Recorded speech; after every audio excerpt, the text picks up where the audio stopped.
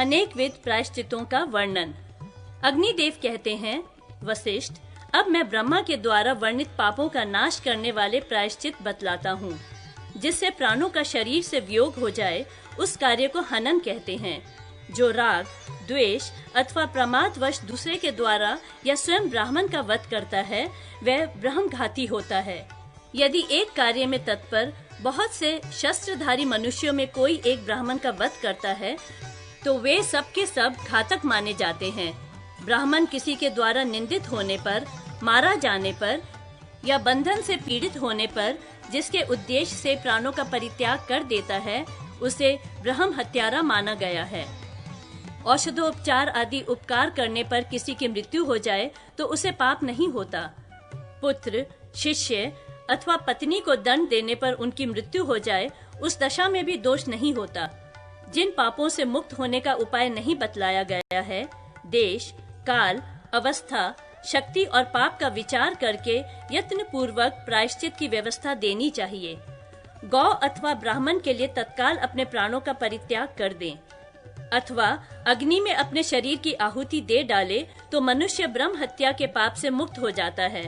ब्रह्म हत्यारा मृतक के सिर का कपाल और ध्वज लेकर भिक्षान का भोजन करता हुआ, मैंने ब्राह्मण का वध किया है, इस प्रकार अपने पाप कर्म को प्रकाशित करे। वह 12 वर्ष तक नियमित भोजन करके शुद्ध होता है, अथवा शुद्धि के लिए प्रयत्न करने वाला ब्रह्मघाती मनुष्य 6 वर्षों में ही पवित्र हो जाता है। अज्ञानवश पाप कर्म करने वालों की अपेक्षा जानबूझकर पाप करने वाले के लिए दुगना प्रायश्चित विहित है। ब्राह्मण के वध में प्रवृत्त होने पर 3 वर्ष तक प्रायश्चित करें। ब्रह्मघाती क्षत्रिय को दुगना तथा वैश्य एवं शूद्र को 6 गुना प्रायश्चित करना चाहिए।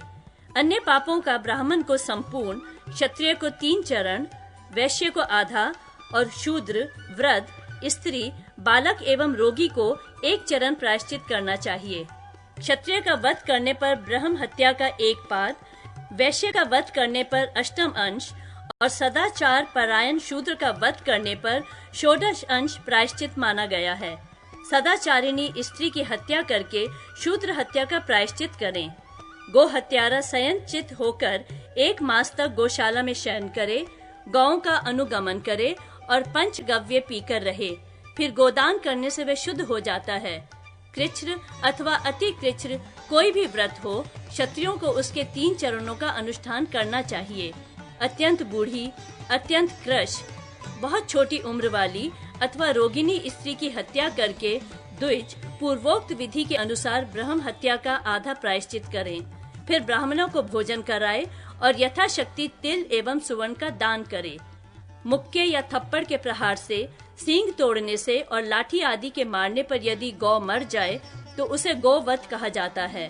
मारने, बांधने, गाड़ी आदि में जोतने, रोकने अथवा रस्सी का फंदा लगाने से गौ की मृत्यु हो जाए तो 3 चरण प्रायश्चित करें।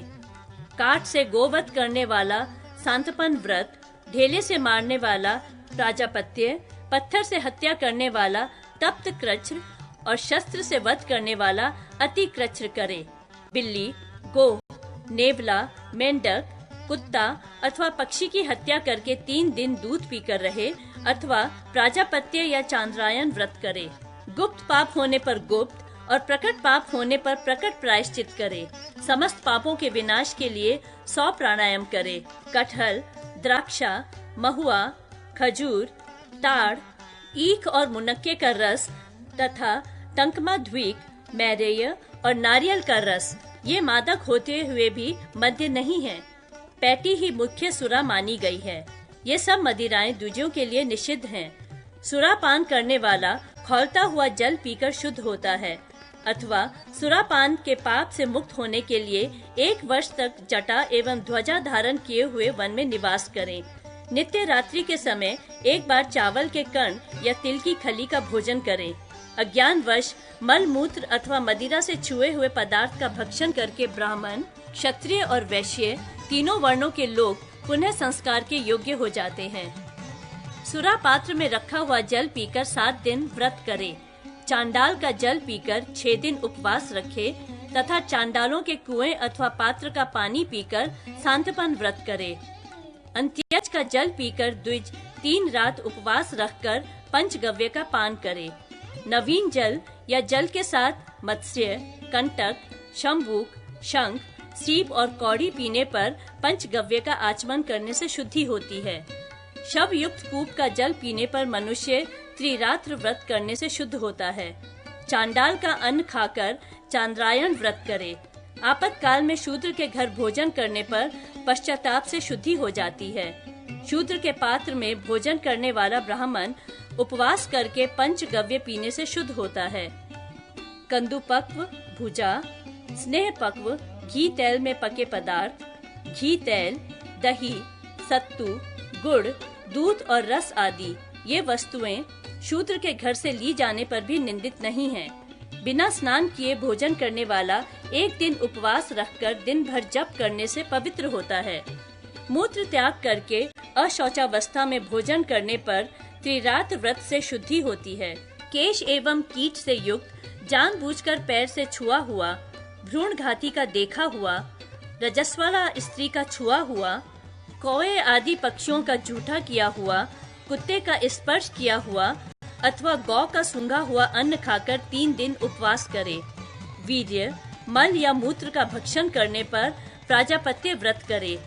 नव श्राद्ध में चांद्रायण, मासिक श्राद्ध में पराक व्रत, त्रिपाक्षिक श्राद्ध में अतिक्रच, षाण मासिक श्राद्ध में प्राजापत्य और वार्षिक श्राद्ध में एक पाद प्राजापत्य व्रत करे।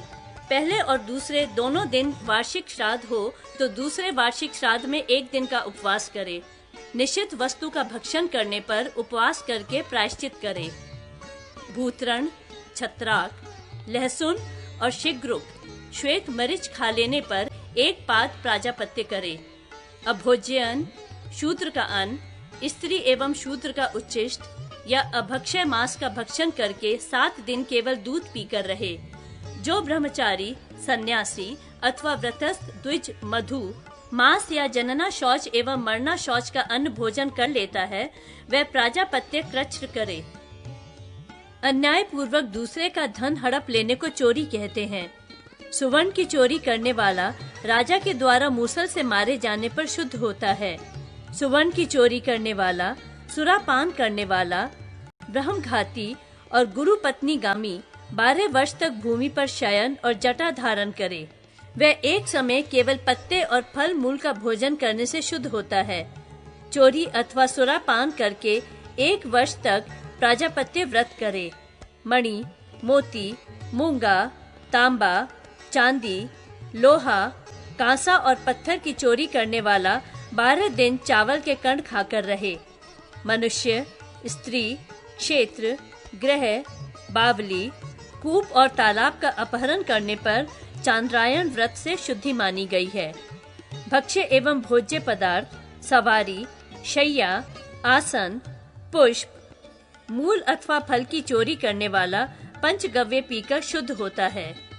तृण, काष्ठ, वृक्ष, सूखा अन्न, गुड़, वस्त्र, चर्म या मांस चुराने वाला 3 दिन निराहार रहे। सौतेली माँ, बहन, गुरुपुत्री, गुरुपत्नी और अपनी पुत्री से समागम करने वाला गुरुपत्नी गामी माना गया है।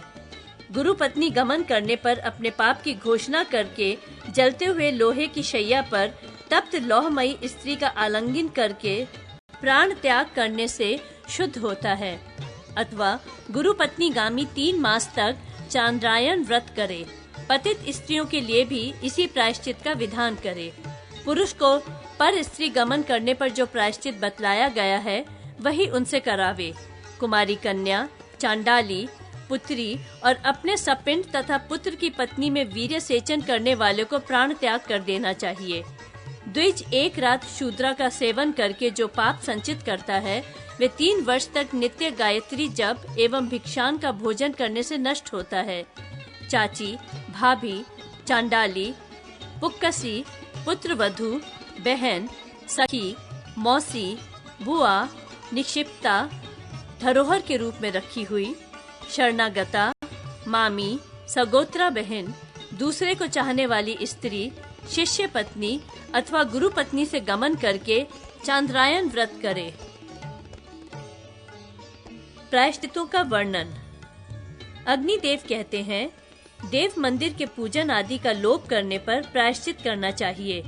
पूजा का लोप करने पर 108 बार जप करें और दुगनी पूजा की व्यवस्था करके पंचोपनिषद मंत्रों से हवन कर ब्राह्मण भोजन करावे। सूती का स्त्री, अंत्यज अथवा रचस्वला द्वारा देव मूर्ति का स्पर्श होने पर 100 बार गायत्री जप करे। दुगुना स्नान करके पंचोपनिषद मंत्रों से पूजन एवं ब्राह्मण भोजन कराए। होम का नियम भंग होने पर होम, स्नान और पूजन करे। होम द्रव्य को चूहे आदि खा लें या वे कीट युक्त हो जाए तो उतना अंश छोड़कर तथा शेष द्रव्य का जल से प्रोक्षण करके देवताओं का पूजन करे। भले ही अंकुर मात्र अर्पण करे, परंतु छिन्न भिन्न द्रव्य का बहिष्कार कर दे। अस्पृश्य मनुष्यों का स्पर्श हो जाने पर पूजा द्रव्य को दूसरे पात्र में रख दे। पूजा के समय मंत्र अथवा द्रव्य की त्रुटि होने पर दैव एवं मानुष विघ्नों का विनाश करने वाले गणपति के बीज मंत्र का जप करके पुनः पूजन करे। देव मंदिर का कलश नष्ट हो जाने पर 100 बार मंत्र जप करे। देव मूर्ति के हाथ से गिरने एवं नष्ट हो जाने पर उपवास पूर्वक अग्नि में 100 आहुतियां देने से शुभ होता है। जिस पुरुष के मन में पाप करने पर पश्चाताप होता है, उसके लिए श्री हरि का स्मरण ही परम प्रायश्चित है। चांद्रायण, पराग एवं प्राजापत्य व्रत पाप समूहों का विनाश करने वाले हैं। सूर्य, शिव, शक्ति और विष्णु के मंत्र का जप भी पापों का प्रशमन करता है। गायत्री, प्रणव, पाप प्रणाशन स्तोत्र एवं मंत्र का जप पापों का अंत करने वाला है। सूर्य, शिव, शक्ति और विष्णु के क से प्रारंभ होने वाले रा बीज से संयुक्त रादि, आदि और रांत मंत्र करोड़ गुना फल देने वाले हैं। इनके सिवा ओम क्लीम से प्रारंभ होने वाले चतुर्थ्यंत एवं अंत में नमः संयुक्त मंत्र संपूर्ण कामनाओं को सिद्ध करने वाले हैं। नरसिंह भगवान के द्वादशाक्षर एवं अष्टाक्षर मंत्र का जप पाप समूहों का विनाश करता है। अग्नि पुराण का पठन एवं श्रवण करने से भी मनुष्य समस्त पाप समूहों से छूट जाता है। इस पुराण में अग्निदेव का महात्म्य भी वर्णित है। परमात्मा श्री विष्णु ही मुख्य स्वरूप अग्निदेव हैं, जिनका संपूर्ण वेदों में गान किया गया है। भोग और मोक्ष प्रदान करने वाले उन परमेश्वर का प्रवृत्ति और निवृत्ति मार्ग से भी पूजन किया जाता है। अग्नि रूप में स्थित श्री विष्णु के उद्देश्य से हवन, जप, ध्यान, पूजन, स्तवन एवं नमस्कार शरीर संबंधी सभी पापों का विध्वंस करने वाला है। 10 प्रकार के स्वर्ण दान, 12 प्रकार के धान्य दान, तुला पुरुष आदि 16 महादान एवं सर्वश्रेष्ठ अन्न दान, ये सब महापापों का अपहरण करने वाले हैं। तिथि, वार, नक्षत्र, संक्रांति, योग, मनवंतारंभ आदि के समय सूर्य, शिव, शक्ति तथा विष्णु के उद्देश्य से किए जाने वाले व्रत आदि पापों का प्रशमन करते हैं। गंगा, गया, प्रयाग, अयोध्या, उज्जैन, कुरुक्षेत्र, पुष्कर, नैमिषारण्य, पुरुषोत्तम क्षेत्र, शालग्राम, प्रभास क्षेत्र आदि तीर्थ पाप समूहों को विनष्ट करते हैं। मैं परम प्रकाश स्वरूप बल हूँ। इस प्रकार की धारणा भी पापों का विनाश करने वाली है।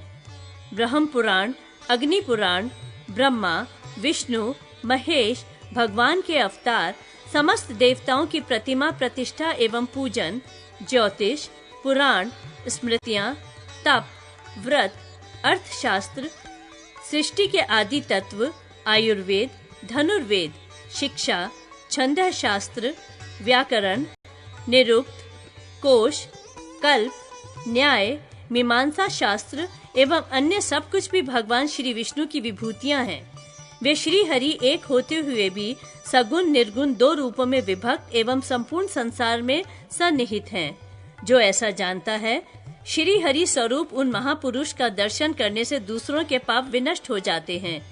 भगवान श्री हरि ही अष्टादश विद्या रूप, सूक्ष्म, स्थूल, सचित स्वरूप, अविनाशी पर ब्रह्म एवं निष्पाप विष्णु हैं।